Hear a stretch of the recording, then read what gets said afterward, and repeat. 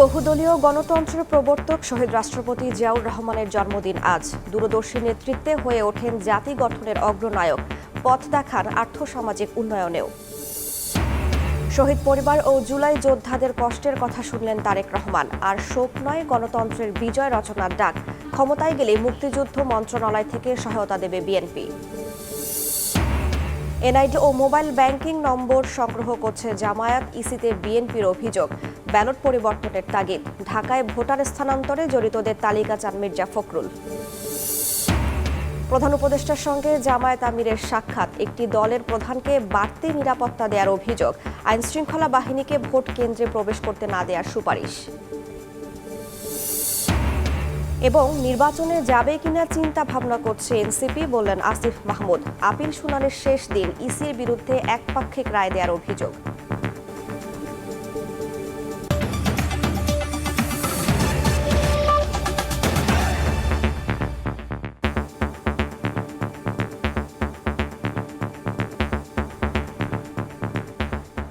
প্রবাসের সময়ের সঙ্গে আছি আমি রাইসা জান্নাত। আজ কমলের জন্মদিন। বহুদলীয় গণতন্ত্র ও জাতীয়তাবাদের প্রবর্তক জিয়াউর রহমানের ৯০তম জন্মবার্ষিকী।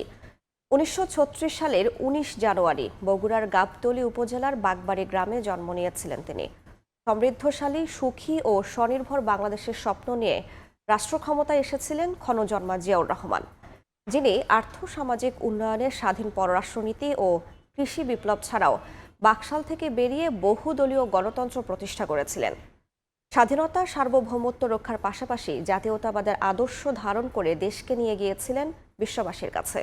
আহমেদ সালেহিনের রিপোর্ট।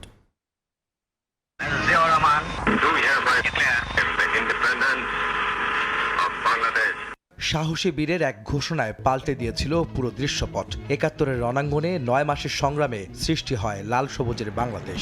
স্বাধীনতার ঘোষণা দিয়ে মেজর জিয়াউর রহমান ঠাঁই করে নেন বাংলার মানুষের হৃদয়ের মণিকোঠায়। যিনি স্বপ্ন দেখিয়েছিলেন সমৃদ্ধশালী বাংলাদেশের, সারা বিশ্বের সামনে মাথা উঁচু করে দাঁড়াবে প্রিয় জন্মভূমি। সেই কমলের জন্ম হয়েছিল বগুড়ার গাবতলী উপজেলার বাগবাড়ি গ্রামে ১৯৩৬ সালের ১৯ জানুয়ারি। রসায়নবিদ বাবা মনসুর রহমান ও মা জাহানারা খাতুন রানী দম্পতির ৫ সন্তানের মধ্যে দ্বিতীয় ছিলেন জিয়াউর রহমান। শৈশবে তাকে কমল নামেই ডাকতেন সবাই। প্রথমে কলকাতা, পরে পাকিস্তানের করাচিতে লেখাপড়া শেষে কাকুল পাকিস্তান মিলিটারি একাডেমিতে অফিসার ক্যাডেট হিসাবে যোগ দেন জিয়াউর রহমান। ১৯৬৫ সালের ভারত পাকিস্তান যুদ্ধে বীরত্বের পরিচয় দেন তিনি। এই বীরত্বের জন্য ভূষিত হন হিলাল-ই-জুরাত খেতাবে। ১৯৭১ সালে মহান মুক্তিযুদ্ধে প্রথমে চট্টগ্রামে নবগঠিত ৮ম ইস্ট বেঙ্গল রেজিমেন্টের সেকেন্ড ইন কমান্ড, পরে ১ নম্বর সেক্টরের কমান্ডার নিযুক্ত হন জিয়াউর রহমান। ৭১-এর জুন থেকে ১১ নম্বর সেক্টর ও জেড ফোর্সের কমান্ডার হিসাবে পাকিস্তান হানাদার বাহিনীর বিরুদ্ধে যুদ্ধে অংশগ্রহণ করেন তিনি। স্বাধীনতা যুদ্ধে বীরত্বের জন্য বীর উত্তম উপাধিতে ভূষিত করা হয় জিয়াউর রহমানকে। ৭৫-এ সপরিবারে বঙ্গবন্ধু শেখ মুজিবুর রহমানকে হত্যার পর টালমাটাল পরিস্থিতিতে চলে অভ্যুত্থান আর পাল্টা অভ্যুত্থান। সিপাহী জনতার বিপ্লবে ক্ষমতায় আসীন হন জিয়াউর রহমান। সে সময় সেনাপ্রধান হিসাবে নিযুক্ত হন তিনি। সামনে আসে দেশ গড়ার নতুন স্বপ্ন। রাষ্ট্রপতি নির্বাচিত হয়ে সমৃদ্ধশালী দেশ গড়তে দেশের এ প্রান্ত থেকে অন্য প্রান্তে ছুটে বেড়ান জিয়াউর রহমান। আর্থসামাজিক উন্নয়নের দারুণ স্বপ্ন নিয়ে মানুষের খুব কাছে পৌঁছে যান তিনি। অর্থনীতি উন্নয়নে নানা পদক্ষেপ গ্রহণ করেন। পোশাক খাত ও বৈদেশিক মুদ্রা আয়ে বিভিন্ন দেশে শ্রমিক প্রেরণের মাধ্যমে নতুন বিপ্লবের সূচনা করেছিলেন জিয়াউর রহমান, যা বাংলাদেশের অর্থনীতিতে এখনও শক্ত ভিত হয়ে দাঁড়িয়ে আছে। কৃষি খাতে বিপ্লব ঘটিয়ে খাল খনন কর্মসূচি হাতে নিয়েছিলেন জিয়া। কৃষি খাতে বাংলাদেশ আজ স্বয়ংসম্পূর্ণ তারই হাত ধরে। আমরা জাতীয় জীবনে এক নতুন অধ্যায়ের সূত্রপাত করতে যাচ্ছি। বাকশাল থেকে বেরিয়ে বহুদলীয় গণতন্ত্র প্রতিষ্ঠা করেছিলেন জিয়াউর রহমান। সংবাদপত্রের স্বাধীনতা এনেছিলেন তিনি। সবার সাথে বন্ধুত্ব সম্পর্ক বজায় রেখে দেশের স্বার্থকে প্রাধান্য দিয়ে স্বাধীন পররাষ্ট্রনীতিও তৈরি করেছিলেন জিয়াউর রহমান। কোন দেশের কর্তৃত্ব ও আধিপত্যবাদ মেনে নিতে পারেননি তিনি। দক্ষিণ এশিয়ার স্বার্থ ও প্রতিটি দেশের সার্বভৌম রক্ষায় সার্ক গঠন করেছিলেন জিয়া। সে সময় মিয়ানমারের সঙ্গে আলোচনার মাধ্যমে রোহিঙ্গা সমস্যা সমাধানে তাদের প্রত্যাবাসন শুরু হয় ১৯৭৮ সালে। আন্তর্জাতিক অঙ্গনেও বাংলাদেশকে নিয়ে গিয়েছিলেন অনন্য উচ্চতায়। ১৯৮১ সালে ইরান ইরাক যুদ্ধ বন্ধে মধ্যস্থতার দায়িত্বও পেয়েছিলেন Ziaur Rahman. I'm also glad that a system is emerging in our country 1978-এ সেনাবাহিনী থেকে অবসর গ্রহণ করে রাজনীতির মাঠে নতুন করে আলোচনায় আসেন জিয়াউর রহমান। বহুদলীয় গণতন্ত্রের প্রবক্তা, নিজেও প্রতিষ্ঠা করেন বাংলাদেশ জাতীয়তাবাদী দল বিএনপি। জিয়াউর রহমানই প্রবর্তন করেন রাষ্ট্রীয় খেতাব, স্বাধীনতা ও 21 পদক।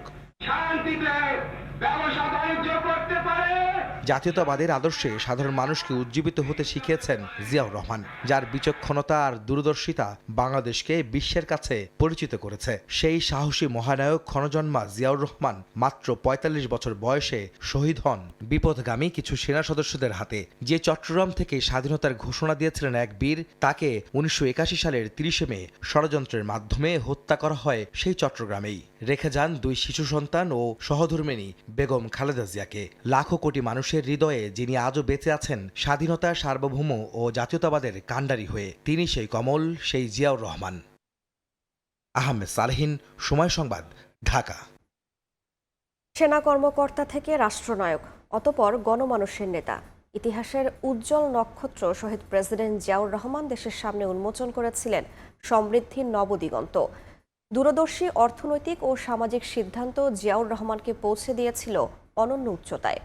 বেসরকারি খাতের সম্প্রসারণ ও রেমিটেন্স বিপ্লবের সূচনা তার হাত ধরেই।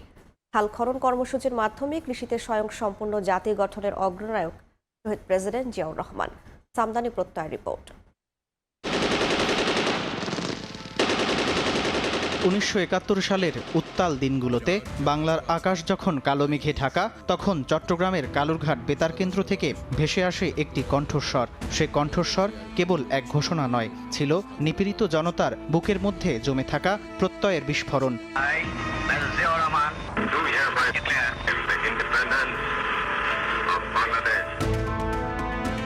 স্বাধীনতার ডাক উচ্চারণ করে যিনি জাতিকে সাহস জুগিয়ে পথ দেখালেন নতুন ভোরের, হয়ে উঠলেন ইতিহাসের ধ্রুবতারা, তার নাম জিয়াউর রহমান। সিপাহী জনতার ঐক্যবদ্ধ প্রতিরোধে, ইতিহাসের দাবিতে ক্ষমতার কেন্দ্রবিন্দুতে আসেন শহীদ প্রেসিডেন্ট জিয়াউর রহমান। যুদ্ধবিধ্বস্ত বাংলাদেশ যখন দুর্ভিক্ষ ও রাজনৈতিক অস্থিরতায় বিপর্যস্ত, তখন তিনি সামনে আনলেন ভিন্ন এক রাষ্ট্র দর্শন। দেশের মানুষ ও সংস্কৃতিকে এক সুতোয় বেঁধে পরিণত হলেন রাষ্ট্রনায়কে। শাসনামলের পুরো সময় জুড়ে প্রমাণ করলেন নেতৃত্ব মানে শুধু মসনদ নয়, ত্যাগ ও জনমানুষের আকাঙ্ক্ষার বাস্তবায়নই তৈরি করে নেতার সংজ্ঞায়ন। মানুষের আস্থা অর্জন করা, এই জিনিসটা তিনি কিন্তু তৈরি করার মাধ্যমেই তিনি তার প্রফেশনাল যে আইডেন্টিটি, মিলিটারি ম্যান হিসেবে, সেটাকে তিনি ত্যাগ করে সিভিলিয়ান হতে পেরেছিলেন।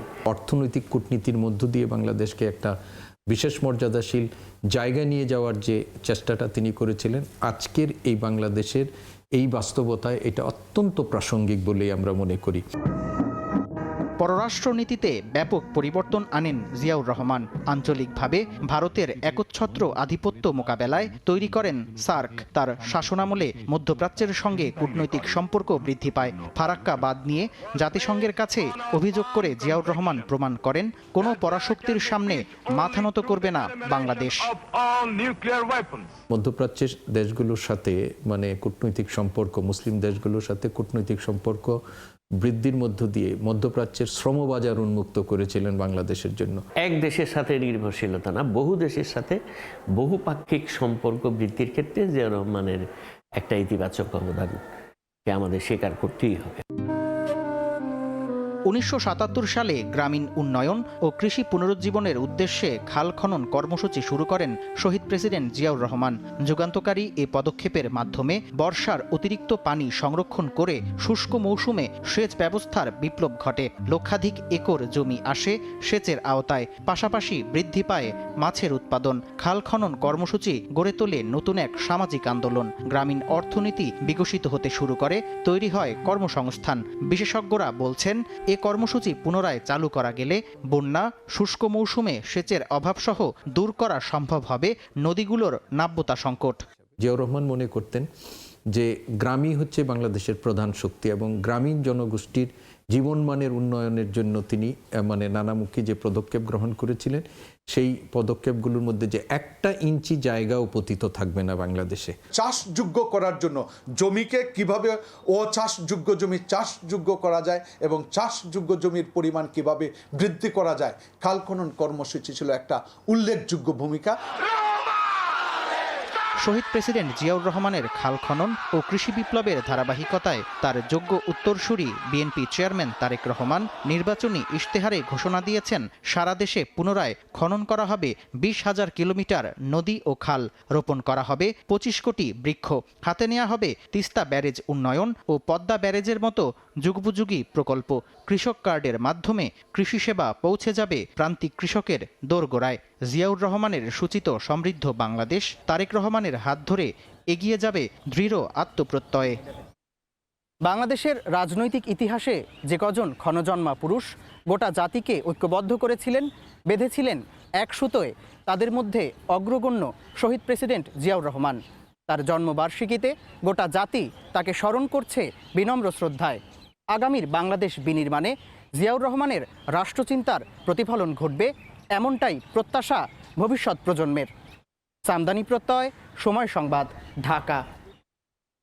খাল, সেচ, ফসল আর আয়, এই অর্থনৈতিক দর্শনে বাংলাদেশকে স্বনির্ভরতার পথে এগিয়ে নেন শহীদ প্রেসিডেন্ট জিয়াউর রহমান। ঘাটতি কাটিয়ে খাদ্য উৎপাদনের স্বয়ংসম্পূর্ণতার পথে এগিয়ে চলে দেশ। আজকের বাংলাদেশের তৈরি পোশাক শিল্প আর রেমিটেন্সের গোড়াপত্তন হয়েছিল তার হাতেই। খাল খনন কর্মসূচি জাগিয়েছিল গ্রামীণ অর্থনীতির শক্তি। বেসরকারি খাত নির্ভর শিল্প ভাবনাও তারই। তার স্বল্পমেয়াদী শাসনামলে গ্রামকে আলোকিত করতে শুরু করে তার প্রতিষ্ঠিত পল্লী বিদ্যুতায়ন বোর্ড। এসএম আরিফিনের রিপোর্ট। Stability, work and development. Ziaur Rahman সেনানিবাস থেকে রণাঙ্গন, মুক্তিযুদ্ধ ও বাংলাদেশের স্বাধীনতা থেকে রাজনীতি, সবকিছুকে যিনি গেঁথেছেন অর্থনীতির বুননে। স্বাচ্ছন্দ্য ত্যাগ করে জিয়া খাল, সেচ, ফসল আর আয়ে ঘেরা তার সবুজ বিপ্লব কেবল স্লোগান ধ্বনিতেই অনুপ্রাণিত করেনি প্রাণ, বাস্তবমুখী পরিকল্পনা এনে দিয়েছে সফল রূপান্তর, সফলতার যোগান।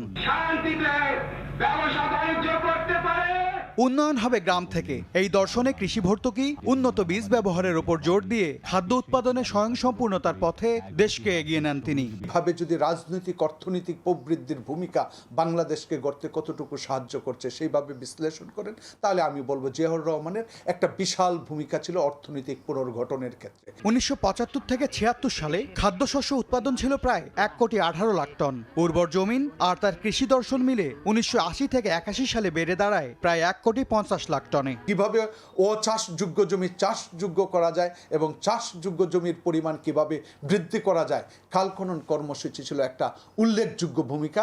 এবং উন্মুক্ত বিশ্ববাজারে বাংলাদেশের হিস্সা বাড়াতে 1976 সালে গঠন করেন জনশক্তি কর্মসংস্থান ও প্রশিক্ষণ ব্যুরো। ওই বছরই 6,087 জন বাংলাদেশি যান কুয়েতে, উন্মুক্ত হয় প্রবাসী শ্রমবাজার। 1981 সালে তা বেড়ে দাঁড়ায় প্রায় 55,000-এ।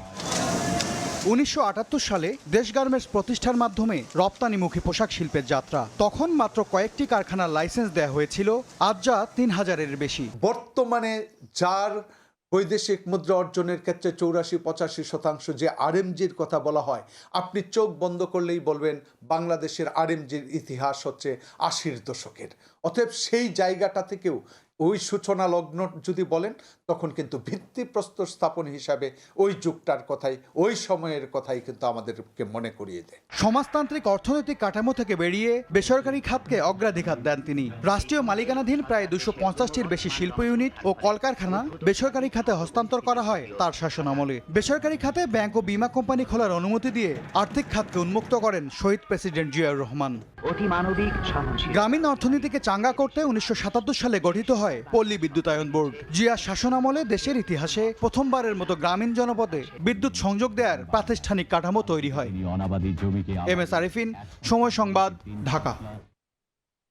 জুলাই যোদ্ধা ও শহীদ পরিবারের সদস্যের কষ্টের কথা শুনলেন বিএনপি চেয়ারম্যান তারেক রহমান।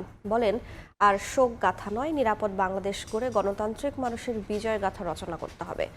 সরকার গঠন করলে মুক্তিযুদ্ধ মন্ত্রণালয় থেকে জুলাই যোদ্ধা ও শহীদ পরিবারকে সহায়তা দেওয়া হবে বলে জানান তিনি।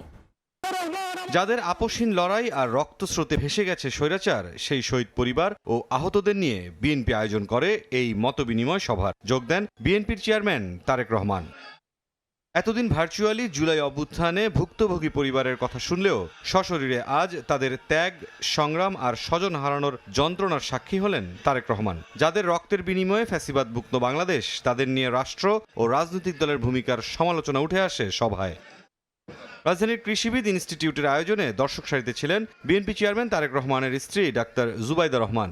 অনুষ্ঠানে কিছু সময় পরপরই তারেক রহমান কাছে ডেকে শহীদ পরিবারের সদস্য ও আহতদের কয়েকজনের সঙ্গে একান্তে কথাও বলেন। কারো এক চোখ অথবা কারো দু চোখই নষ্ট হয়ে গিয়েছে। তারেক রহমান বলেন, আর শোক সভা বা শোক গাথা নয়, নিরাপদ বাংলাদেশ গড়তে গণতান্ত্রিক মানুষের বিজয় গাথা রচনা করতে হবে। সেজন্য আগামী নির্বাচন গুরুত্বপূর্ণ। বিএনপি চেয়ারম্যান স্মরণ করিয়ে দেন, কোনো ব্যক্তি, গোষ্ঠী বা দলের নয়, 2024-এর আন্দোলন ছিল অধিকার হারা মানুষের গণ আন্দোলন। জুলাই অভ্যুত্থানে যেভাবে মানুষকে হত্যা করা হয়েছে, 1,500-এর মতন মানুষকে যে হত্যা করা হয়েছে, এটিকে এক বাক্যে স্রেফ আমরা একটি গণহত্যা বলতে পারি। যারা শহীদ হয়েছেন, যারা আহত হয়েছেন, আপনাদের সাহসী ভূমিকার কারণেই ফ্যাসিবাদী চক্র শুধুমাত্র রাষ্ট্র ক্ষমতা নয়, বরং এই দেশ ছেড়ে পালিয়ে যেতে বাধ্য হয়েছে।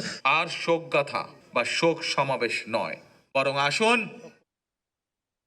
গণতান্ত্রিক আমি মানুষ আগামীর বাংলাদেশে গণতন্ত্রের বিজয় গাথা রচনা করবে ইনশাল্লাহ। বিএনপি চেয়ারম্যান জানান, সরকার গঠন করতে পারলে মুক্তিযুদ্ধ মন্ত্রণালয়ে আরেকটি বিভাগ খুলে জুলাই আন্দোলনের শহীদ পরিবার ও আহতদের দেখভালের ব্যবস্থা করা হবে। আমরা সিদ্ধান্ত নিয়েছি যে ইনশাল্লাহ বাংলাদেশের মানুষের সমর্থনে বাংলাদেশ জাতীয়তাবাদী দল আগামী দিনে সরকার গঠনে সক্ষম হলে এই শহীদ পরিবার যারা আছেন, জুলাই যোদ্ধা যারা আছেন, তারাও একজন মুক্তিযোদ্ধা হিসাবে আপনারা গণ্য। 71 সালে এই দেশের মানুষ, মুক্তিযোদ্ধারা এই দেশের স্বাধীনতা অর্জনের জন্য জীবন দিয়েছিলেন। এই দেশের স্বাধীনতা অর্জনের জন্য যোদ্ধারা ত্যাগ স্বীকার করেছিলেন। ঠিক একইভাবে 24-এ যে যোদ্ধারা যুদ্ধ করেছেন, তারা স্বাধীনতা সার্বভৌমত্ব রক্ষার যুদ্ধ করেছেন। স্বাধীনতা সার্বভৌমত্ব অর্জিত হয়েছিল 71 সালে, তাকেই আবার রক্ষা করা হয়েছে 2024 সালে। সেজন্যই মুক্তিযুদ্ধ মন্ত্রণালয়ের মধ্যে আমরা আরেকটি ডিপার্টমেন্ট তৈরি করব, যাদের দায়িত্ব হবে এই মানুষগুলোর দেখভাল করা। জুলাই আন্দোলনে হতাহতদের প্রতি রাষ্ট্রের যে দায়িত্ব, রাষ্ট্র পরিচালনার দায়িত্ব পেলে সেই প্রতিশ্রুতি বিএনপি পূরণ করবে বলেও জানান বিএনপি চেয়ারম্যান। মুরসালিন হক জুনায়েদ, সময় সংবাদ, ঢাকা। জুলাই হত্যাযজ্ঞে অপরাধীদের বিচার চেয়েছেন নিহতদের পরিবারের সদস্যরা। বিএনপি চেয়ারম্যান তারেক রহমানের সঙ্গে দেখা করে ঘটনার বর্ণনা তুলে ধরেন জুলাই যোদ্ধা ও পরিবারের সদস্যরা। সেখানে সৃষ্টি হয় আবেগঘন পরিবেশের। আমি কি দিয়ে বাঁচবো? আমার দিশাটা এখন বললাম, মা আমার কিছু হলে তোমাকে আমি কার কাছে রেখে যাবো? আমাদের তো কেউ নাই, আমি ছাড়া তোমার কেউ নাই, তুমি ছাড়া আমার কেউ নাই। এই কান্না জুলাই আন্দোলনের শহীদ আব্দুল্লাহ বিন জাহিদের মায়ের। বেঁচে থাকলে চলতি বছরেই এইচএসসি পরীক্ষায় অংশ নিতেন জাহিদ। সন্তানের পর হারিয়েছেন স্বামীকেও। আমার ছেলে মারা যাওয়ার 7 মাস 13 দিনের মাথায় আমার হাজবেন্ড ব্রেন স্ট্রোক করে মারা যায়। আমার এখন এই ছোট ছেলেটা ছাড়া আর কেউ নাই। রোববার জুলাই আন্দোলনের শহীদ ও আহতদের পরিবারের সদস্যদের সঙ্গে দেখা করেন বিএনপি চেয়ারম্যান তারেক রহমান। সেখানে সৃষ্টি হয় এক আবেগঘন পরিবেশের। জুলাইয়ের সেই ভয়াল স্মৃতি ফুটে ওঠে আহত ও নিহতদের স্বজনদের কণ্ঠে। আমাদের শহীদদের 250 বাচ্চা আছে, তারা এখন পথে বসেছে। অনেকের স্কুলে যাওয়া বন্ধ হয়ে গেছে। এই হাতের ওজন 1.5 কেজি আমি বহন করতে পারি না। হাতের যে রগের যে ভাস্কুলারের যে ব্যথা উঠে, তখন ব্যথাটা আমি সহ্য করতে পারি না। এ সময় শহীদ পরিবারের সদস্যরা জুলাই আন্দোলনের অপরাধীদের বিচারের দাবি জানান। আমার ছেলের খুনি আমার সামনে, সে বাসায় তার সংসার নিয়ে বসবাস করছে, আমি নিজের চোখে দেখতে পাচ্ছি, কিন্তু আমার ছেলের খুনিকে এখন পর্যন্ত ধরা হচ্ছে না। সন্তান হারালাম আমার একমাত্র ছেলে। এই আগস্ট থেকে বিভিন্নভাবে রাজপথে আছি। কিসের জন্য? আমাদের সন্তানদের বিচার আদায়ের জন্য। যারা অপরাধ করছে তাদেরকে যেন বিচারের কাঠগড়ায় দাঁড়ানো হয়। পাশাপাশি সঠিক চিকিৎসা ও পুনর্বাসনের দাবিও জানান জুলাই যোদ্ধারা। নাইম হাসান, সময় সংবাদ, ঢাকা। 17 বছর পর দেশে ফিরে জনপরিসরে প্রথম অনুষ্ঠানেই নজর কাড়লেন বিএনপি চেয়ারম্যান তারেক রহমানের মেয়ে জাইবা রহমান। জাতি গঠনে নারীর অংশগ্রহণ নিয়ে আলোচনার সভায় বলেন, ভিন্ন মতের হলেও একসঙ্গে বসে আলোচনা করাই গণতন্ত্র। তার মতে নারীদের সরিয়ে রেখে দেশের কাঙ্ক্ষিত উন্নয়ন হবে না। জনপরিসরে প্রথম অনুষ্ঠানে বিএনপি চেয়ারম্যান তারেক রহমানের মেয়ে ব্যারিস্টার জাইমা রহমান রাজধানীর খামারবাড়িতে কৃষিবিদ ইনস্টিটিউটে জাতি গঠনে নারী নীতি সম্ভাবনা এবং বাংলাদেশের ভবিষ্যৎ শীর্ষক আলোচনা সভায় অংশ নিয়ে নজর কাড়েন বেগম খালেদা জিয়ার নাতনি। একজন আইনজীবী, তিনি ব্রিটেনে আইন চর্চা। দেশের মাটিতে প্রথম বক্তব্যে গণতন্ত্র নিয়ে নিজের ভাবনা তুলে ধরেন জাইমা রহমান। আজ আমরা যারা এখানে উপস্থিত, আমরা সবাই একরকম নয়, আমাদের আদর্শ আলাদা, অভিজ্ঞতা আলাদা, দৃষ্টিভঙ্গিও আলাদা, কিন্তু তারপরেও আমরা একসাথে বসেছি, আলোচনা করছি, কারণ আমরা সবাই দেশের জন্য, দেশের মানুষের জন্য ভাবছি। আর এই ভিন্নতা নিয়ে একসাথে কথা বলছি, একের পর এক শুনছি, এটাই গণতন্ত্রের আসল সৌন্দর্য। দেশের নারী সমাজের অগ্রগতিতে দাদা জিয়াউর রহমান ও দাদি বেগম খালেদা জিয়ার অবদানের কথা স্মরণ করেন তারেক রহমানের কন্যা। বলেন, উন্নয়ন অগ্রযাত্রায় নারীদের সরিয়ে রাখলে হবে না কাঙ্ক্ষিত অগ্রগতি। My grandfather, President Ziaur Rahman, understood that development was incomplete if women were excluded. He saw women as capable contributors at home, at work, and in public life. Under his leadership, the expansion of the garment sector meant millions of women entered formal work for the first time, gaining independence and income. নীতি আলোচনায় শুধু রাজনীতি নয়, মুক্তবাজার অর্থনীতিতে নারীদের অংশগ্রহণ জরুরি বলে মন্তব্য করেন বিএনপি নেতা আমির খসরু মাহমুদ চৌধুরী। শুধুমাত্র রাজনীতিকে ডেমোক্রেটাইজেশন করলে হবে না, আপনাকে অর্থনীতিকে যদি ডেমোক্রেটাইজেশন করতে না পারেন, গণতন্ত্রায়ন করতে না পারেন, তাহলে শুধুমাত্র political democracy will not work without economic democracy. পরে প্রশ্নোত্তর পর্বে দেশের প্রতিটি সেক্টরে নারীর অংশগ্রহণ আরও বাড়ানোর তাগিদ দেন জাইমা রহমান। নারী হোক না হলে আদিবাসী হোক, যে কোনো ধর্মেরই হোক, আমাদের এই রিপ্রেজেন্টেশনটা প্রয়োজন। মুরসালিন হক জুনায়েদ, সময় সংবাদ, ঢাকা। বিএনপির চেয়ারম্যান তারেক রহমানের সঙ্গে সৌজন্য সাক্ষাৎ করেছেন বাংলাদেশে নিযুক্ত ব্রাজিল ও সুইজারল্যান্ডের রাষ্ট্রদূতরা। রোববার বিকেলে গুলশান কার্যালয়ে তারেক রহমানের সঙ্গে সাক্ষাৎ করেন বাংলাদেশে নিযুক্ত ব্রাজিলের রাষ্ট্রদূত পাওলো ফার্নান্দো দিয়াস ফেরেস।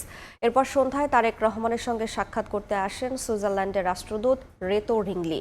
রাতে বিএনপি চেয়ারম্যানের পররাষ্ট্র বিষয়ক উপদেষ্টা ও যুগ্ম মহাসচিব হুমায়ুন কবির সংবাদ সম্মেলনে জানান, বৈঠকে দুই দেশের সঙ্গে বন্ধুত্বমূলক সম্পর্ক বজায় রাখা সহ উন্নয়ন ও আগামীতে রাষ্ট্র বিনির্মাণে তারেক রহমানের পরিকল্পনার কথা তুলে ধরেন।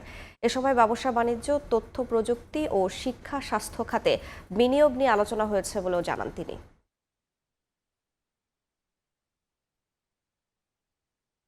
চেয়ারম্যান জনাব তারেক রহমান সাহেবের সাথে অ্যাম্বাসেডর অফ ব্রাজিল এবং অ্যাম্বাসেডর সুইজারল্যান্ড সৌজন্য সাক্ষাৎ করেন।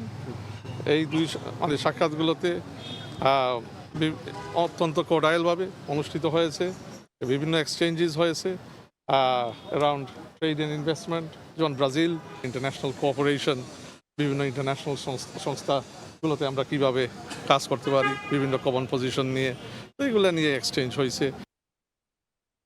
বিদেশে পোস্টাল ব্যালট পাঠানোর প্রক্রিয়া ত্রুটিপূর্ণ। একটি দলকে বিশেষ সুবিধা দিতেই ইসির বিরুদ্ধে পক্ষপাতিত্বের অভিযোগ তুলেছেন বিএনপি মহাসচিব মির্জা ফখরুল ইসলাম আলমগীর। বলেন, জামায়াত তাদের মনোনীত প্রার্থীদের জেতাতে অনৈতিক কৌশল অবলম্বন করছে, যা আচরণবিধি লঙ্ঘন। রোববার বিকেলে বিএনপি মহাসচিব মির্জা ফখরুল ইসলাম আলমগীরের নেতৃত্বে নির্বাচন কমিশনে আসে 5 সদস্যের প্রতিনিধি দল। পরে কমিশনের সঙ্গে বৈঠকে বসেন তারা। 1 ঘন্টার বেশি সময় বৈঠক শেষে গণমাধ্যমের সঙ্গে কথা বলেন মির্জা ফখরুল ইসলাম আলমগীর।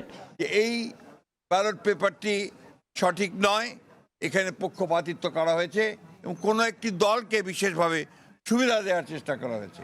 আমরা নির্বাচন কমিশনকে এটাকে পরিবর্তনের জন্য আহ্বান জানিয়েছি। জামাতে নির্বাচনী কর্মীরা বাড়ি বাড়ি গিয়ে এনআইডির কপি, বিকাশ নম্বর, মোবাইল নম্বর সংগ্রহ করছে, যা ব্যক্তিগত গোপনীয়তা ভঙ্গ, ক্রিমিনালি অফেন্স। বিএনপি মহাসচিব অভিযোগ করেন, প্রার্থীদের জেতাতে নানা অনৈতিক কৌশল অবলম্বন করছে জামাত। ঢাকা মহানগরী এলাকার বিভিন্ন নির্বাচনী এলাকায় একটি রাজনৈতিক দল তাদের মনোনীত সমর্থিত প্রার্থীদের নির্বাচনে বিজয়ী করার অনৈতিক কূটকৌশল অবলম্বন করে ভোটার এলাকা পরিবর্তন পূর্বক ঢাকা মহানগর এলাকার ভোটার হিসাবে অন্তর্ভুক্ত হয়েছে। পরে কমিশনের সঙ্গে বৈঠকে বসেন ছাত্রদলের সভাপতি সহ 5 নেতা। এর আগে সকাল থেকে 3 দফা দাবিতে নির্বাচন কমিশন ঘেরাও অবস্থান কর্মসূচি পালন করে ছাত্রদল। এদিন নির্বাচন কমিশন ভবনে প্রধান নির্বাচন কমিশনার এএমএম নাসিরউদ্দিনের সভাপতিত্বে শুরু হয় শেষ দিনের আপিল শুনানি। প্রায় 500 কোটি টাকার ঋণ খেলাপি থাকলেও আইনের ফাঁকে বেরিয়ে পড়েন বগুড়া 1 আসনের বিএনপি প্রার্থী রফিকুল ইসলাম। নিজ দলের প্রার্থীর করা আপিল শুনানিতে এসে তুলে নিলে বগুড়া 1 আসনের প্রার্থীর প্রার্থিতা বহাল রাখে ইসি। শেষ দিনের শুনানিতে বেশিরভাগ আপিল টিকে যায়, তবে প্রার্থিতা ফিরে না পেয়ে ইসির প্রতি ক্ষোভ জানিয়ে উচ্চ আদালতের দ্বারস্থ হওয়ার কথা জানান কেউ কেউ। আলহাজ সরোয়ার আলমগীর সাহেবের বিএনপির মনোনয়ন বৈধ ঘোষণা করেছে। আমাদের 1% ভোটে যারা স্বাক্ষর দিয়েছেন তাদের প্রতি কৃতজ্ঞতা দিয়ে শেষ করতে পারবো না। বিবেচনা না নিয়ে ওনারা আমাদের আপিলটাকে নামঞ্জুর করেছেন। এর আগে মনোনয়নপত্র যাচাই বাছাইয়ের রিটার্নিং অফিসারের আদেশের বিরুদ্ধে আপিল করে 645 জন। কাউসারা চৌধুরী কুমু, সময় সংবাদ, ঢাকা। নির্বাচনে লেভেল প্লেইং ফিল্ড নিশ্চিতের কথা থাকলেও একটি দলের প্রধানকে বাড়তি নিরাপত্তা দেওয়ার অভিযোগ করেছে জামায়াতে ইসলামী। প্রধান উপদেষ্টার সঙ্গে বৈঠকের পর দলটির ব্রিফিংয়ে জানানো হয়, আইনশৃঙ্খলা বাহিনীর কাউকে ভোট কেন্দ্রে প্রবেশ করতে না দেওয়ার সুপারিশ করেছেন তারা। রোববার সন্ধ্যায় প্রধান উপদেষ্টা অধ্যাপক ডক্টর মোহাম্মদ ইউনুসের সঙ্গে বৈঠক করতে তার বাসভবন যমুনায় যায় জামায়াতে ইসলামীর একটি প্রতিনিধি দল। জামায়াতের আমির ডক্টর শফিকুর রহমান সহ 4 সদস্যের প্রতিনিধি দলটি বৈঠকে বসে সন্ধ্যা 6:30টায়। প্রায় ঘণ্টাখানেক বৈঠক শেষে সাংবাদিকদের ব্রিফ করেন জামায়াতে ইসলামীর নায়েবে আমির আব্দুল্লাহ তাহের। তিনি অভিযোগ করেন, নির্বাচনে লেভেল প্লেইং ফিল্ড নিশ্চিতের কথা থাকলেও একটি দলের প্রধানকে বাড়তি নিরাপত্তা দেওয়া হচ্ছে। কোন একটি দলের প্রধানকে নিয়ে যে বাড়াবাড়ি করছে গভর্নমেন্ট, অতিরিক্ত সিকিউরিটি দেওয়া, অতিরিক্ত প্রটোকল দেওয়া, এই সব কিছু মিলে তারা নির্বাচনী মাঠে যে সমতল ভূমিকার প্রশ্ন আসছে সেটিকে সুস্পষ্ট লঙ্ঘন করছে। বলেন, নির্বাচনে অবৈধ প্রার্থীদের বিষয়ে একটি দল ইসিকে চাপ দিচ্ছে। একই সঙ্গে অনেক ডিসি এসপি পক্ষপাতিত্ব করছে বলেও অভিযোগ করেন তিনি। কিছু কিছু জায়গায় আমরা ইলেকশন কমিশনের একটু ভিন্নতা দেখতে পাচ্ছি। দুজন আয়োজকদের ব্যাপারেও প্রাথমিক বাছাই একই ধরনের জায়গায় কাউকে বৈধ করছে, কাউকে অবৈধ করছে, এটা হিয়ারিং চলছে। আমরা শুনতে পাচ্ছি কোনো একটি দলের পক্ষ থেকে ইলেকশন কমিশনে গিয়ে চাপ সৃষ্টি করার চেষ্টা করছে, যাতে করে এই সমস্ত ত্রুটির কারণে যাদের নমিনেশন বাতিল হিসাবে গণ্য হওয়ার কথা সেটা যেন করা না হয়। প্রধান উপদেষ্টার সঙ্গে বৈঠকে আইন শৃঙ্খলা বাহিনীর কাউকেই ভোট কেন্দ্রে প্রবেশ না করার সুপারিশ করেছে জামায়াত। স্বপন আহমেদ, সময় সংবাদ, ঢাকা। বর্তমান ইসির অধীনে নির্বাচনে যাবে কিনা চিন্তা ভাবনা করছে এনসিপি। কথা বলেছেন দলটির নির্বাচন পরিচালনা কমিটির চেয়ারম্যান আসিফ মাহমুদ সজীব ভূঁইয়া। রোববার রাতে সংবাদ সম্মেলনে তিনি বলেন, আপিল শুনানির শেষ দিন বাইরে ছাত্রদলের মব এবং ভেতরে বিএনপি মহাসচিব সহ দলটির প্রতিনিধিদের সঙ্গে বৈঠক করেছে কমিশন। এ ঘটনাকে নাটক মন্তব্য করে আসিফ মাহমুদ বলেন, নির্বাচন কমিশন একপাক্ষিক রায় দিয়ে বিএনপির দ্বৈত নাগরিক ও ঋণ খেলাপিদের নির্বাচন করার সুযোগ দিয়েছে। এভাবে চললে এই কমিশন সুষ্ঠু নির্বাচন আয়োজন করতে পারবে না। এ সময় জোট সঙ্গীদের সঙ্গে আলোচনা করে পরবর্তী কর্মসূচি জানানো হবে বলেও জানান তিনি। পাশাপাশি আইনি লড়াই চালিয়ে যাওয়ার কথাও জানান আসিফ মাহমুদ। দেখলাম যে ওনারা ওইখানে বসে আইনের ইন্টারপ্রিটেশন করছেন, ওনারা ওইখানে বসে সংবিধানের ইন্টারপ্রিটেশন করছেন, যেটার কোনোটার এখতিয়ার ওনাদের নেই। এবং আমরা অবশ্যই এই বিষয়গুলোতে ভবিষ্যতে আমাদের আইনি লড়াই চালিয়ে যাব।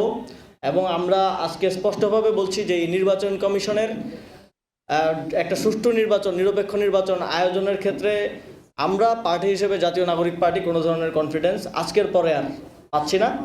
এবং আমাদেরকে এই পরিস্থিতিতে এসে আমরা এই জাতীয় সংসদ নির্বাচনে অংশগ্রহণ করব কিনা এটাও পুনর্বিবেচনা করার সময় এসেছে বলে আমরা মনে করছি। গণভোটের পক্ষে ক্যাম্পেইন করায় এনসিপি আহ্বায়ক ঢাকা 11 আসনের প্রার্থী নাহিদ ইসলাম এবং মুখ্য সমন্বয়ক ঢাকা 8 আসনের প্রার্থী নাসির উদ্দিন পাটোয়ারিকে শোকজ করেছে নির্বাচন কমিশন। একই সঙ্গে সোমবার সকালের মধ্যে কারণ দর্শানোর পাশাপাশি বিলবোর্ড অপসারণের নির্দেশও দেওয়া হয়েছে।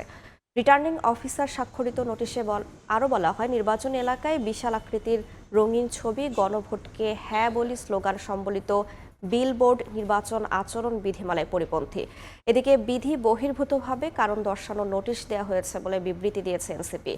বিবৃতিতে উল্লেখ করা হয়, নাহিদ ইসলাম ও নাসির উদ্দিন পাটোয়ারির শাপলা কলি মার্কায় ভোট দেওয়ার কোনো প্রচারণা চালানো ছিল না। গণভোটের প্রচারের জন্য যে সব বিধিমালা রয়েছে তা কোনোভাবেই লঙ্ঘিত হয়নি বলেও দাবি করা হয়। দায়িত্বে থাকা 1.5 লাখ পুলিশ সদস্য অনৈতিক সুবিধা পরিহার করে পেশাদারিত্বের পরিচয় দিলে দেশের ইতিহাসে ত্রয়োদশ সংসদ নির্বাচন হবে সবচেয়ে নিরপেক্ষ। 41তম বিসিএস ব্যাচের সহকারী পুলিশ সুপারদের প্রশিক্ষণ সমাপনী কুচকাওয়াজে একথা বলেন স্বরাষ্ট্র উপদেষ্টা জাহাঙ্গীর আলম চৌধুরী। তার দাবি, পুলিশের লুট হওয়া অস্ত্র নির্বাচনে ব্যবহারের সুযোগ নেই।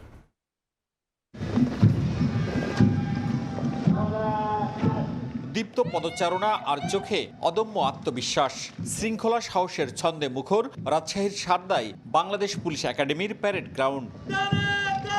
বিসিএস পুলিশ প্রশাসনের 41তম ব্যাচের শিক্ষানবিশ সহকারী পুলিশ সুপারদের কুচকাওয়াজে ফুটে ওঠে দায়িত্ববোধ, নেতৃত্ব আর দেশ সেবার অঙ্গীকার। অনুষ্ঠানে প্রধান অতিথি স্বরাষ্ট্র উপদেষ্টা জাহাঙ্গীর আলম চৌধুরী বলেন, পুলিশ পেশাদারিত্বের সঙ্গে কাজ করলে দেশের ইতিহাসে ত্রয়োদশ জাতীয় সংসদ নির্বাচন হবে সবচেয়ে নিরপেক্ষ নির্বাচন।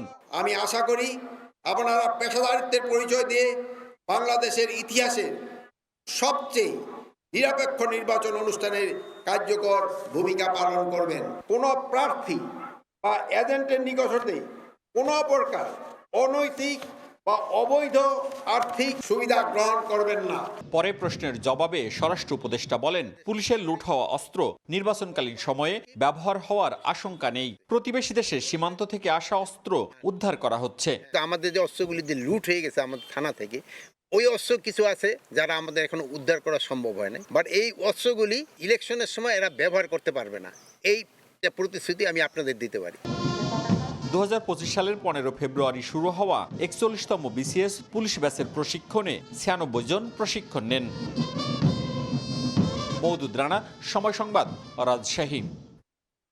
প্রবাসের সময় আরও থাকছে, গ্রিনল্যান্ড নিতে বাধা দেয় 8 দেশের ওপর 10% শুল্ক আরোপ ট্রাম্পের, ফেব্রুয়ারি থেকে কার্যকর। ঐক্যবদ্ধ জবাবের হুঁশিয়ারি ইউরোপের। বাংলাদেশের আকাশ ও মহাকাশ শক্তি বিষয়ক গবেষণা ও নীতি নির্ধারণে সহায়তার লক্ষ্যে আনুষ্ঠানিকভাবে যাত্রা শুরু করেছে Bangladesh centre for air and space power studies BCASPS। রোববার সকালে বিমান বাহিনী সদর দফতরে আয়োজিত এক অনুষ্ঠানে প্রতিষ্ঠানটির উদ্বোধন করেন বাংলাদেশ বিমান বাহিনীর প্রধান air chief marshal Hasan Mahmud Khan. এ সময় তিনি BCASPS এর ওয়েবসাইটও উদ্বোধন করেন। প্রধান অতিথির বক্তব্যে এয়ার চিফ মার্শাল বলেন, আকাশসীমা ও মহাকাশ সক্ষমতা নিশ্চিত করা সার্বভৌমত্ব ও নিরাপত্তার জন্য অত্যন্ত গুরুত্বপূর্ণ। পরিবর্তনশীল বৈশ্বিক প্রেক্ষাপটে বিমান ও মহাকাশ শক্তি, জাতীয় নিরাপত্তা এবং টেকসই উন্নয়নের মধ্যে ঘনিষ্ঠ সম্পর্ক রয়েছে বলেও উল্লেখ করেন তিনি। AI ব্যবহারের মাধ্যমে দক্ষতা বৃদ্ধি, ন্যায্যতা, স্বচ্ছতা ও জবাবদিহিতা নিশ্চিত করতে কার্যকর নীতিমালা প্রণয়নের ওপর গুরুত্ব আরোপ করেন সমাজ কল্যাণ মন্ত্রণালয়ের উপদেষ্টা শারমিন এস মুর্শিদ। রোববার দুপুরে মিরপুর সেনানিবাসের MIST-তে দিনব্যাপী আয়োজিত দেশের প্রথম রেসপন্সিবল AI সামিট অনুষ্ঠানে তিনি মন্তব্য করেন। সামিটে মূল বক্তব্য সেশন ও প্যানেল আলোচনার পাশাপাশি শিক্ষার্থীদের অংশগ্রহণে পোস্টার উপস্থাপনা ও প্রজেক্ট প্রদর্শনী প্রতিযোগিতার ব্যবস্থা করা হয়, যেখানে বিভিন্ন উদ্ভাবনী ও সামাজিকভাবে প্রাসঙ্গিক AI প্রকল্প উপস্থাপন করা হয়। এতে MIST সহ 12টি বিশ্ববিদ্যালয়ের শিক্ষার্থীরা অংশগ্রহণ করেন। সামিটে একাডেমিয়া, শিল্প খাত ও নীতি নির্ধারণী দৃষ্টিভঙ্গিতে দায়িত্বশীল কৃত্রিম বুদ্ধিমত্তা নিয়ে আলোচনা হয়। তুলে আনা হয় দেশের শিল্প খাতে কৃত্রিম বুদ্ধিমত্তার প্রভাব, সম্ভাবনা ও চ্যালেঞ্জের বিষয়গুলো।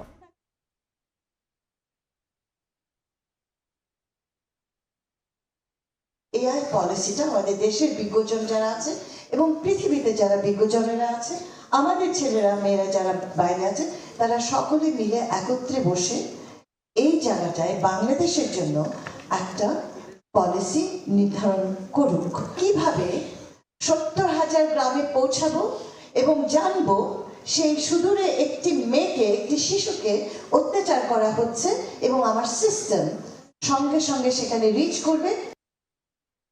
গ্রিনল্যান্ড অধিগ্রহণে যুক্তরাষ্ট্রের বিরোধিতা করায় ইউরোপের 8 মিত্র দেশের ওপর 10% শুল্ক আরোপ করেছেন মার্কিন প্রেসিডেন্ট ডোনাল্ড ট্রাম্প।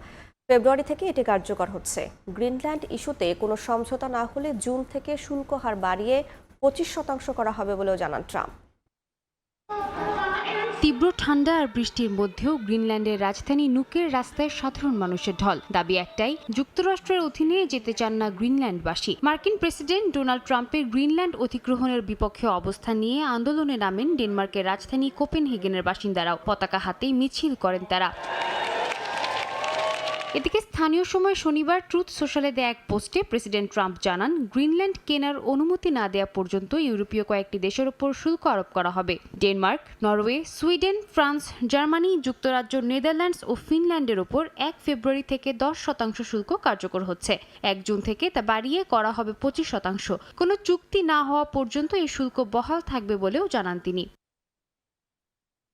ট্রাম্প বলেন, গ্রিনল্যান্ডে এসব দেশের প্রতিনিধিদের অজানা উদ্দেশ্যে সফরের জবাব হিসেবে এই পদক্ষেপ। অভিযোগ করেন, যুক্তরাষ্ট্রের নিয়ন্ত্রণের বিরোধিতা করে দেশগুলো বিপজ্জনক খেলায় নেমেছে। তার দাবি, যুক্তরাষ্ট্র 150 বছরেরও বেশি সময় ধরে গ্রিনল্যান্ড কেনার চেষ্টা করছে। পরিকল্পিত মার্কিন ক্ষেপণাস্ত্র প্রতিরক্ষা ব্যবস্থা গোল্ডেন ডোমের জন্য গ্রিনল্যান্ড এখন আরও গুরুত্বপূর্ণ বলে মনে করেন তিনি। এতে কানাডার সম্ভাব্য সুরক্ষার কথাও উল্লেখ করা হয়। মার্কিন প্রেসিডেন্টের হুমকির তীব্র নিন্দা জানায় ইউরোপীয় দেশগুলো। শুল্কের ভয়ে ইউরোপ পিছু হটবে না বলে জবাব দেন তারা। হুমকি বাস্তবায়িত হলে ঐক্যবদ্ধ ও সমন্বিতভাবে জবাব দেওয়া হবে বলে জানায় যুক্তরাজ্য, জার্মানি সহ 8 দেশের নেতারা। ইউরোপীয় কাউন্সিলের প্রেসিডেন্ট আন্তোনিও কস্তা জানান, ইইউ আন্তর্জাতিক আইন ও সদস্য রাষ্ট্রগুলোর ভূখণ্ড রক্ষায় ঐক্যবদ্ধভাবে কাজ করছে। সাদিয়া তাসনিম, সময় সংবাদ। মালয়েশিয়ার কেলান্তানের কোটাবারু এলাকার একটি প্রত্যন্ত গ্রামে বিশেষ অভিযান চালিয়ে গুড়িয়ে দেওয়া হয়েছে একটা আন্তর্জাতিক মানব পাচার সিন্ডিকেট। থাইল্যান্ড সীমান্ত হয়ে অবৈধভাবে মালয়েশিয়ায় প্রবেশ করা 11 জন বাংলাদেশি পুরুষ ও 1 জন নারী সহ মোট 12 জন বাংলাদেশি এবং 1 জন রোহিঙ্গা যুবককে আটক করা হয়েছে। মালয়েশিয়া থেকে মোহাম্মদ আব্দুল কাদেরের রিপোর্টে বিস্তারিত। প্রশাসন বিভাগ জানায়, আটক বাংলাদেশিরা সবাই থাইল্যান্ড সীমান্ত দিয়ে অবৈধভাবে মালয়েশিয়ায় প্রবেশ করেন। মূলত পাচারের বকেয়া টাকা আদায় না হওয়া পর্যন্ত অভিবাসীদের ওই গোপন বাড়িতে বন্দি করে রাখা হতো। রোববার দেয়া এক বিবৃতিতে এসব তথ্য নিশ্চিত করেছে মালয়েশিয়ার অভিবাসন বিভাগ। তদন্তে আরও জানা যায়, এই মানব পাচার চক্রটি প্রতি ব্যক্তির কাছ থেকে 10 থেকে 15,000 রিঙ্গিত আদায় করত। 2024 সাল থেকে সক্রিয় থাকা এই চক্রটি এখনো পর্যন্ত প্রায় 15 লাখ রিঙ্গিত অবৈধভাবে হাতিয়ে নিয়েছে। চক্রটির মূল হোতা ইকবাল নামে এক বাংলাদেশি নাগরিক। ধারণা করা হচ্ছে তিনি বর্তমানে থাইল্যান্ডে অবস্থান করছেন। আটককৃতদের বিরুদ্ধে মালয়েশিয়ার মানব পাচার বিরোধী আইনে কঠোর ব্যবস্থা নেওয়ার প্রস্তুতি চলছে। একই সঙ্গে এই অপরাধে জড়িত অন্য সদস্যদের শনাক্তে তদন্ত জোরদার করছে কর্তৃপক্ষ। যে মালয়েশীয় নাগরিক বাড়িটি ভাড়া দিয়েছিলেন তাকেও খুঁজছে পুলিশ। মানব পাচার রোধে এমন অভিযান আরও জোরদার করার ঘোষণা দিয়েছে মালয়েশিয়ার অভিবাসন বিভাগ। মালয়েশিয়া থেকে মোহাম্মদ আব্দুল কাদের, সময় সংবাদ। পশ্চিমবঙ্গ বিধানসভা ভোটের আগে রাজ্যের রাজনীতি দ্রুত উত্তপ্ত হয়ে উঠছে। শনিবার একই দিনে মাত্র 100 কিলোমিটারের ব্যবধানে 2 জেলায় উঠে আসে 2 বিপরীত রাজনৈতিক বার্তা। মালদহে তৃণমূল বিরোধী বার্তা দেন প্রধানমন্ত্রী নরেন্দ্র মোদী, আর বহরমপুরে বিজেপির বিরুদ্ধে ধর্মীয় বিভাজনের রাজনীতির অভিযোগ তোলেন অভিষেক বন্দ্যোপাধ্যায়। সুব্রত আচার্যের পাঠানো তথ্যচিত্র রিপোর্ট।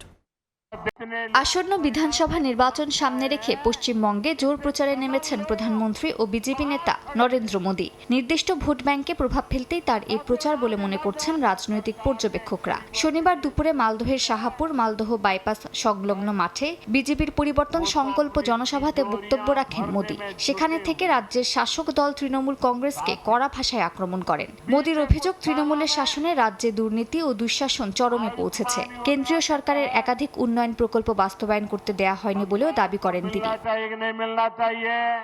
অনুপ্রবেশ ইস্যুতেও সরব হন প্রধানমন্ত্রী। বলেন, অনুপ্রবেশের কারণে জনসংখ্যার ভারসাম্য নষ্ট হচ্ছে, বাড়ছে হিংসাও। মালদহ ও মুর্শিদাবাদের পরিস্থিতি উদ্বেগজনক বলে মন্তব্য করেন মোদী। ক্ষমতা এলে অনুপ্রবেশকারীদের বিরুদ্ধে কঠোর ব্যবস্থা নেওয়ার হুঁশিয়ারি দেন তিনি। সরকার बहुत ही निर्दयी है, बहुत ही निर्मम है। केंद्र सरकार गरीबों के लिए जो पैसा भेजती है, उस पैसे को यहां टीएमसी के लोग लूट लेते हैं।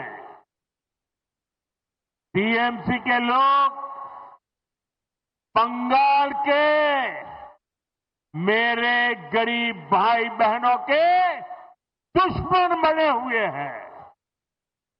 उन्हें आपकी तकलीफ की कोई चिंता नहीं है। মোদির বক্তব্যে পাল্টা জবাব আসে বহরমপুর থেকে। মালদহের সভাস্থল থেকে প্রায় 100 কিলোমিটার দূরে রোড শো ও জনসভা করেন তৃণমূলের সর্বভারতীয় সাধারণ সম্পাদক অভিষেক বন্দ্যোপাধ্যায়। সেখান থেকেই বিজেপির বিরুদ্ধে ধর্মীয় বিভাজনের রাজনীতির অভিযোগ তোলেন তিনি। বোকাট্টা করে মাঠের বাইরে বার করব, তথ্য পরিসংখ্যানের নিরিখে লড়াই হলে, নইলে মানুষের কাছে মুখ দেখাবো না। যদি নির্বাচনে লড়াই করতে হয় তাহলে তথ্য পরিসংখ্যানকে সামনে রেখে লড়াই করতে হবে, হিন্দু মুসলমান নয়। আজকে যাদের বলিদানে আমাদের দেশ স্বাধীন হয়েছিল তারা দেশে কোনোদিন হিন্দু মুসলমান করেনি। বিজেপির যে নেতারা মুর্শিদাবাদকে ব্যঙ্গ বিদ্রুপ করে, মুর্শিদাবাদ মালদার মানুষকে বাংলাদেশি বলে আখ্যায়িত করে, তাদেরকে জিজ্ঞেস করুন তো যে গাড়িতে করে ঘোরো সে গাড়িটা কে বানিয়েছে? একবার জিজ্ঞেস করেছো তার ধর্মটা কি, হিন্দু না মুসলমান? একই দিনে মালদহ ও বহরমপুরে দুটি আলাদা মঞ্চ থেকে রাজনৈতিক বার্তা পান রাজ্যের মানুষ। একদিকে বিজেপির পরিবর্তন ও অনুপ্রবেশ ইস্যু, অন্যদিকে তৃণমূলের ধর্মনিরপেক্ষতার পাল্টা অবস্থান। ভোটের আগে পশ্চিমবঙ্গের রাজনীতিতে সংঘাত যে আরও বাড়তে চলেছে, শনিবারের এই দুই সভা তারই স্পষ্ট ইঙ্গিত দিল বলে মনে করছেন বিশ্লেষকরা। সময় সংবাদ, কলকাতা। আয়ারল্যান্ডে ওয়ার্ক পারমিট সহজ করেছে দেশটির প্রশাসন। এর মধ্যে ভিসা পেয়ে বাংলাদেশ থেকে অনেকেই আয়ারল্যান্ডে গেছেন। বিশেষ করে বাংলাদেশি মালিকানাধীন রেস্টুরেন্টগুলোতে এই হার সবচেয়ে বেশি। আয়ারল্যান্ড থেকে সৈয়দ জুয়েলের রিপোর্ট।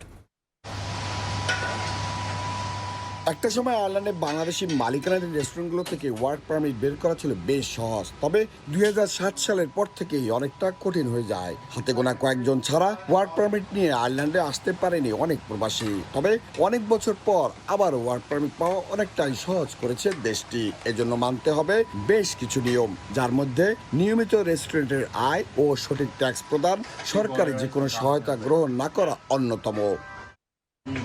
নিয়মগুলো সঠিকভাবে পালন করা রেস্টুরেন্টগুলো আবেদন করতে পারবেন ওয়ার্ক পারমিটের। এখানকার বাংলাদেশি রেস্টুরেন্ট ব্যবসায়ীরা বলছেন বাংলাদেশ থেকে দক্ষ লোক নেওয়ার অন্যতম সুযোগ এটি। যদি সবাই নিয়মিত ট্যাক্স দেয় তাহলে বাংলাদেশ থেকে অনেক লোক আসতে পারে আয়ারল্যান্ডে। বাংলাদেশ থেকে এখন লোক আনার মতো গভর্নমেন্ট ওয়ার্ক পারমিট দেয় যদি আপনি ট্যাক্স পরিশোধ করেন এবং সরকারি কোনো সহায়তা না নেন। এই জিনিসগুলো ফলো করলেই আপনারা লোকজন নিয়ে আসতে পারবেন। ইনশাল্লাহ আমাদের দেশের উপকার এবং আমাদের মানুষের জন্য কল্যাণকর। বর্তমানে অনেক রেস্টুরেন্ট থেকেই নতুন করে আরো ওয়ার্ক পারমিটের আবেদন করা হয়েছে। একটি সময় ছিল ওয়ার্ক পারমিট পাওয়া অনেক কঠিন ছিল, কিন্তু বর্তমানে আইরিশ সরকার অনেকটাই শিথিল হয়েছে, যার পরিপ্রেক্ষিতে অনেক বাংলাদেশি ইতিমধ্যে এসেছেন আয়ারল্যান্ডে ওয়ার্ক পারমিটে।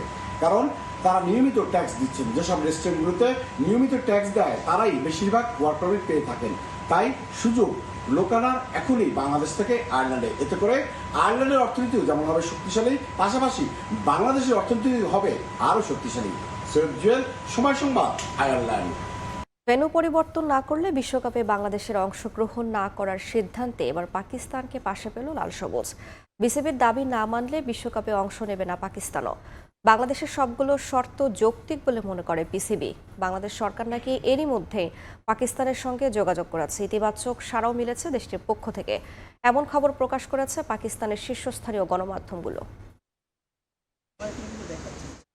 ভারতে বিশ্বকাপ খেলতে না যাওয়ার সিদ্ধান্তে একেবারে অনড় অবস্থানে বাংলাদেশ। ক্রিকেটের সর্বোচ্চ নিয়ন্ত্রক সংস্থার কাছে দফায় দফায় মেইল করেও এখনো সমাধান পায়নি লাল সবুজ। সমস্যা নিরসনে এবার বাংলাদেশে আইসিসির প্রতিনিধিরা। তবে টাইগারদের সিদ্ধান্ত একটাই, ভারতের মাটিতে বিশ্বকাপ খেলবে না তারা। টি-20 বিশ্বকাপের বাকি 3 সপ্তাহেরও কম সময়। এখনও সমস্যা সমাধান না হয় অনিশ্চিত বাংলাদেশের বিশ্বকাপ ভাগ্য। ভেন্যু পরিবর্তনের এই দাবি আদৌ আইসিসি মানবে কিনা তা নিয়েও আছে শঙ্কা। তবে এত সব জটিলতার মধ্যে এবার বাংলাদেশের পাশে দাঁড়ালো পাকিস্তান। মোস্তাফিজুর রহমানকে আইপিএলে তার দল কলকাতা নাইট রাইডার্স থেকে বাদ দেয়া থেকে নিরাপত্তা ইস্যুতে ভারতে বিশ্বকাপ খেলতে না চাওয়ার দাবি কতই না জল খোলা হলো। ভারতে বাংলাদেশের খেলতে না চাওয়ার সিদ্ধান্তকে হয়তো এবার পুনর্বিবেচনা করবে আইসিসি। এমন অবস্থায় বাংলাদেশকে পূর্ণ সমর্থন দিচ্ছে পাকিস্তান ক্রিকেট। বাংলাদেশের সবগুলো দাবি যৌক্তিক। টি-20 বিশ্বকাপ খেলতে আইসিসির কাছে বাংলাদেশের দাবি করা প্রত্যেকটি বৈধ। নিরাপত্তা ইস্যুতে ভেন্যু পরিবর্তন করা না হলে বিশ্বকাপে অংশগ্রহণ করার বিষয়টি পুনর্বিবেচনা করবে পিসিবিও। শুধু তাই নয়, বাংলাদেশের এই সিদ্ধান্তে ভারত যেন কোনো প্রকার চাপ প্রয়োগ করতে না পারে সে ব্যাপারেও সোচ্চার পাকিস্তান ক্রিকেট। এমন খবর প্রকাশ করেছে পাকিস্তানের বেশ কিছু শীর্ষস্থানীয় গণমাধ্যম। তবে ভেন্যু পরিবর্তন করার যে সিদ্ধান্ত বাংলাদেশ নিয়েছে তার প্রতি পূর্ণ সমর্থন পেতে ইতোমধ্যেই বাংলাদেশ সরকার পাকিস্তানের কর্মকর্তাদের সঙ্গে যোগাযোগ করেছে। শুধু তাই নয়, বাংলাদেশ যোগাযোগ করার পর ইতিবাচক সাড়াও মিলেছে পাকিস্তানের কাছ থেকে। কেননা ভারতকে বিশ্বকাপ খেলার জন্য নিরাপদ ভেন্যু হিসেবে বিবেচনা করে না পাকিস্তানও, যে কারণে এবার বাংলাদেশের পাশে দাঁড়ালো দেশটি। বেশ কিছুদিন ধরেই গুঞ্জন শোনা যাচ্ছে পাকিস্তানের জন্য নির্ধারিত ভেন্যু শ্রীলঙ্কাতেই আয়োজন করা হবে বাংলাদেশের ম্যাচগুলো। তবে সে বিষয়ে এখনো চূড়ান্ত সিদ্ধান্ত নেয়নি আইসিসি। ধারণা করা হচ্ছে আগামী কয়েকদিনের মধ্যেই সিদ্ধান্ত জানাবে ক্রিকেটের সর্বোচ্চ নিয়ন্ত্রক সংস্থা। তাজিন খন্দকার, সময় সংবাদ।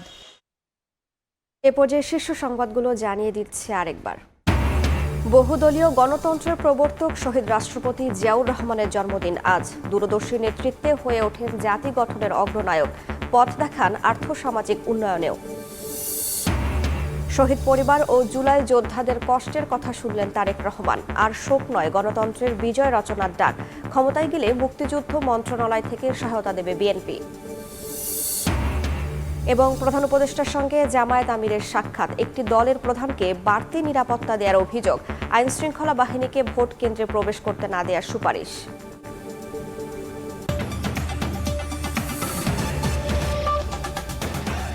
এই ছিল প্রবাসের সময়ের সঙ্গেই থাকুন সময়ের।